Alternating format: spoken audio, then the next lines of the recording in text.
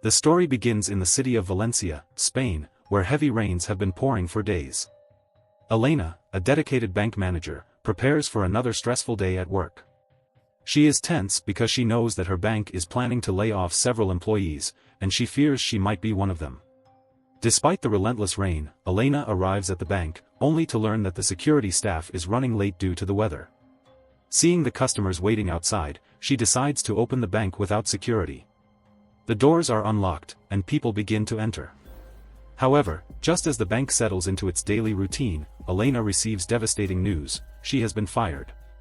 Anger burns inside her. She has worked honestly for years, yet she is being dismissed without a valid reason. But before she can even process her emotions, something far more shocking unfolds. A black car screeches to a halt outside the bank. Moments later, a group of masked men, armed with guns, storm inside. The lone security guard tries to stop them, but the robbers quickly overpower him. Their leader, Victor, makes a chilling announcement: if anyone tries to resist, they will blow up the entire bank. One of the employees discreetly reaches for the alarm, but Victor catches him and beats him in front of everyone. Meanwhile, another robber, Rico, disables the security cameras. Elena, who is in her office, is taken hostage and handcuffed. Soon, news of the heist spreads, and the media arrives. Within minutes, police sirens echo through the streets, and several patrol cars surround the bank. Senior Officer Marcos takes control of the situation. He calls the robbers, demanding their surrender, but Victor has other plans. He demands a helicopter, warning that if his request isn't met, the hostages will die. Meanwhile, a robber named Diego is searching for something with a tracking device. After a few tense moments, he locates a signal beneath the bank's floor and begins cutting through it. It is revealed that the gang's real plan is not just a robbery but an escape through an underground tunnel. The helicopter demand was merely a diversion to buy time. However, fate has other plans. The continuous rain has flooded the tunnel completely. Seeing their only escape route destroyed, panic spreads among the gang. Elena, overhearing their predicament, seizes an opportunity for revenge. She approaches Diego and offers him valuable information in exchange for diamonds.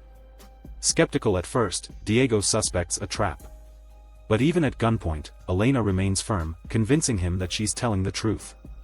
She reveals that locker number 314 contains sensitive evidence against a corrupt politician named Alvarez. If this evidence is exposed, it could cause chaos, as Alvarez belongs to the ruling political party. Diego, convinced, hands Elena some diamonds and tells her to keep quiet. Meanwhile, in a luxurious office across town, another politician, Ramiro, learns about the heist. He is deeply concerned because he knows that some damning evidence against Alvarez is stored in one of the bank's lockers. Though unsure of its exact contents, he realizes that it must be destroyed before the police or media can access it. Before Ramiro can act, the robbers break into all the lockers, stealing the valuables and seizing the hard drive that contains the evidence. But with the tunnel still flooded, they remain trapped inside the bank.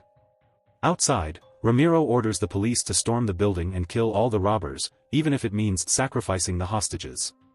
However, before the police can act, another politician, Julian, intervenes. It turns out that Julian had secretly hired the robbers to retrieve the evidence. His plan was to use it to blackmail his own party. Ramiro and Julian argue over their priorities: should they eliminate the robbers or retrieve the evidence first? Ultimately, they agree that their focus must be on recovering the hard drive. Since they cannot involve the police, they hire Cortez, a ruthless intelligence officer, to retrieve the evidence discreetly. Inside the bank, Victor learns that Diego has given Elena some diamonds in exchange for the evidence. Furious, he demands the diamonds back, but Elena has already swallowed them. Later, Victor gathers his team and reveals that they are holding a hard drive filled with incriminating data against Alvarez. He believes that as long as they have the hard drive, the police will hesitate to attack. However, the group has a weak link, Rico. Out of curiosity, he plugs the hard drive into a computer. Unfortunately, after multiple incorrect password attempts, the entire hard drive is wiped clean. Their last hope is now gone. Meanwhile, Cortez contacts Victor and offers a deal: if the robbers hand over the hard drive, he will ensure their safe escape. Desperate, Victor agrees. But when he rushes to retrieve the data, he learns that Rico has erased everything. Enraged, Victor beats Rico mercilessly. With no other options, they decide to hand over the now useless hard drive to Cortez. As planned, the robbers approach the entrance, where Cortez's men are waiting. But Victor quickly realizes it's a trap. Cortez intends to kill them and take the hard drive. A fierce gunfight erupts, forcing the robbers to retreat inside the bank. Victor calls Cortez and curses him for his betrayal. Cortez laughs, taunting them that they are out of options and should surrender. At this point, the robbers face the harsh truth. They were never professional criminals, just people who had been forced into a desperate situation. This was their first heist, and it had gone terribly wrong. Diego devises a new plan. Since Cortez still believes the hard drive contains valuable data, they can use this to their advantage. Victor then calls Cortez and threatens that if Ramiro does not negotiate within 30 minutes, they will transfer the evidence to a hostage's phone and expose everything. Cortez panics and arranges a meeting between Victor and Ramiro. Meanwhile, Senior Officer Marcos, who has been listening to the calls, hears Alvarez's name and starts digging into his past. He discovers that Alvarez was previously arrested for murder but was acquitted due to a lack of evidence. The truth emerges: the hard drive didn't just contain evidence against Alvarez, but against his entire political party. Alvarez had collected the evidence himself to blackmail his own party and clear his name. When Ramiro arrives, Victor demands a bus to take them to the airport so they can escape the country. Ramiro agrees but asks to see the files from the hard drive. Victor refuses, making Ramiro suspicious. Meanwhile, Cortez secretly plants a bomb under the bus, intending to eliminate both the robbers and the hard drive. However, Diego suspects Cortez's betrayal and warns Victor. Just then, one of Ramiro's spies informs him that the hard drive data was erased, meaning Victor had been bluffing all along. Furious, Ramiro alerts Cortez, but he forgets that Officer Marcos is present. Realizing their mistake, Cortez punishes Ramiro, but it's too late. The robbers have already begun their escape. At the bank entrance, chaos erupts as people start running out, but they are not the robbers.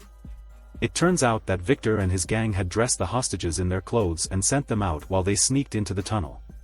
Fortunately for them, the floodwaters had receded slightly. Though the tunnel was still difficult to navigate, they refused to give up. One by one, they pushed forward until they reached the other side, finally escaping. By the time Cortez realized what had happened, it was too late. Meanwhile, the media reports on the hard drive spread across the country, revealing shocking secrets about Ramiro's party. It is revealed that Officer Marcos was the one who leaked the information. As Ramiro and Cortez struggle with the fallout, Victor and his crew arrive at a train station. They change their clothes, divide their stolen wealth, and go their separate ways, smiling, knowing that as long as they have the hard drive, no one can touch them.